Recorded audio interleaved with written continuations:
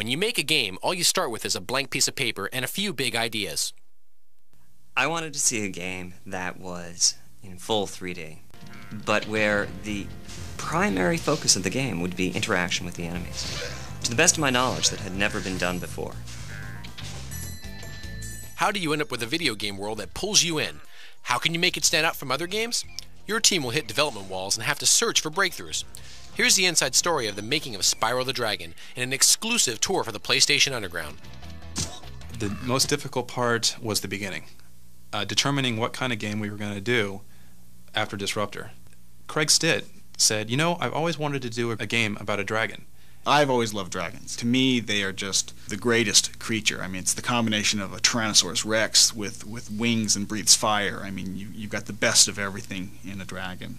And immediately everybody said, yeah, that's it. Because dragons can fly, they can run, they can flame, they can jump, they can do anything, and they're cool. In the game, you play the part of Spyro. An evil creature named Nasty Nork has cast a spell turning all other dragons into crystal statues. You have three major objectives in the game. The first is to rescue all the dragons, the second is to collect the treasure that Nasty has stolen from the dragons, and the third goal is to defeat Nasty himself.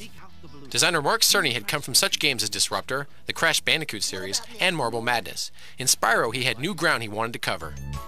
I had this idea that you could do a panoramic 3D engine on the Sony PlayStation, where there wouldn't be any fog in the distance. And I challenged Alex Hastings to create such an engine.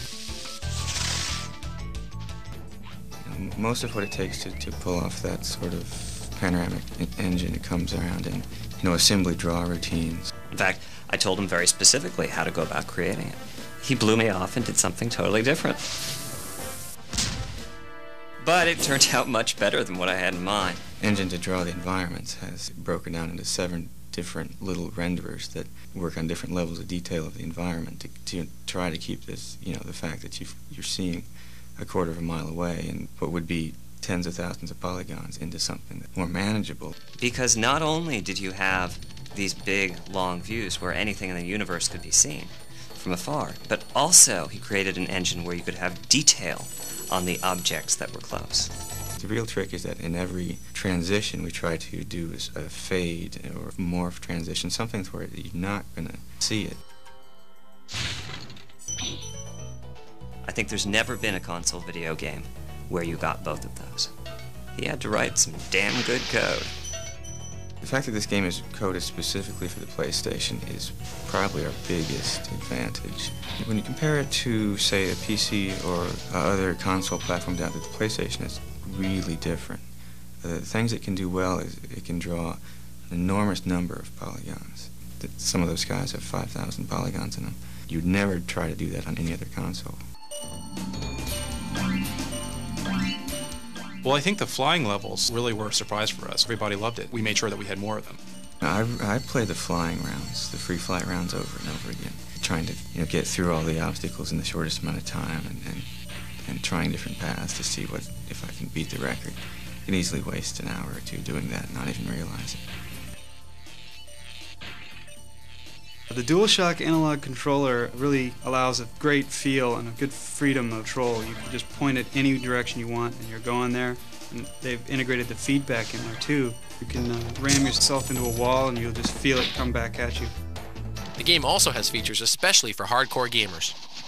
In every single instance where you can super dash, there is a secret place you can get to. That is our challenge to all the really good players out there.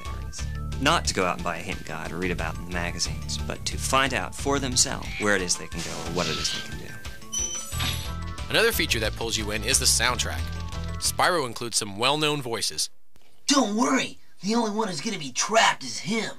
When we were putting together the voice of Spyro, we talked to Carlos Alazraqui first and last, as it turned out. I think we went through about maybe 5 or 6 versions, where he was like really, really young and had Lionel up in the nose, and then he was like really cooler and older, and they actually recorded something like that, but then they found out he was too mean.